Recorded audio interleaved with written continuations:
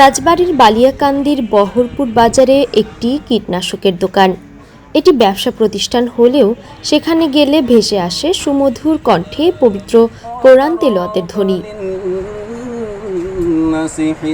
দোকানের মালিক সাইফুল ইসলাম ব্যবসার ফাঁকে ফাঁকে নিয়মিত কোরআন তেলাওয়াত করে স্থানীয়দের কাছে প্রশংসা কুড়িয়েছেন। কীটনাশক ব্যবসায়ী সাইফুল ইসলামের বাড়ি উপজেলার নবাবপুরের ডাঙ্গাপাড়া পদমদি গ্রামে। তিনি আব্দুল কাদের শেখের ছেলে। প্রায় 12 বছর ধরে বহরপুর বাজারে কীটনাশকের ব্যবসা করে আসছেন। সংশ্লিষ্ট সূত্রে জানা যায় 2021 সালে তিনি বহরপুর বাজার জামে মসজিদের এক কারির কাছে পবিত্র কোরআন শিক্ষা গ্রহণ করেন। মাত্র 4 মাসের মধ্যেই তিনি কোরআন পড়া শিখে নেন। এরপর থেকেই প্রতিদিন সুযোগ পেলে নিজের দোকানে বসে কোরআন তেলাওয়াত করার অভ্যাস গড়ে তোলেন, যা আজও অব্যাহত রয়েছে।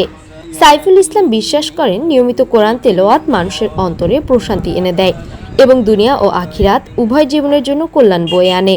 তিনি জানান, ব্যবসা যেমন প্রয়োজন তেমনি আল্লাহর সন্তুষ্টি অর্জনের জন্য কোরআনের সঙ্গে সম্পর্ক বজায় রাখাও জরুরি।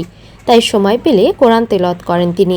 এই ব্যবসা শুরু করার ভিতর আমাদের বহরপুর বাজারে হাট জামে মসজিদে এক হুজুর আসছিলেন। ওনার মাধ্যম দিয়ে আমি অনেক কিছু পাইছি।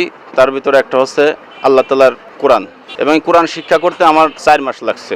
স্থানীয়রা জানান, বর্তমান সময়ে যখন অধিকাংশ মানুষ দুনিয়াবি ব্যস্ততায়, তখন সাইফুল ইসলামের মতো একজন ব্যবসায়ী নিয়মিত কোরআন তেলাওয়াত নিঃসন্দেহে অনুকরণীয়। প্রত্যেক মুমিন বান্দার এই কোরআন শিক্ষা করা ওয়াজিব, ফরজ। কিন্তু আমরা যে অন্য সময় ব্যয় করি, আসলে এই সময় কিন্তু আমাদের এক সময় আমরা থাকবো না, আমাদের সময় ঠিকই চলে যাচ্ছে, কিন্তু আমাদের আর এই কোরআন শিব পড়ার মতো সময় আমাদের হয় না। মিঠু মল্লিকের পাঠানো তথ্য ও ভিডিও চিত্রে সাইমা শুভ্র, আপডেট টিভি।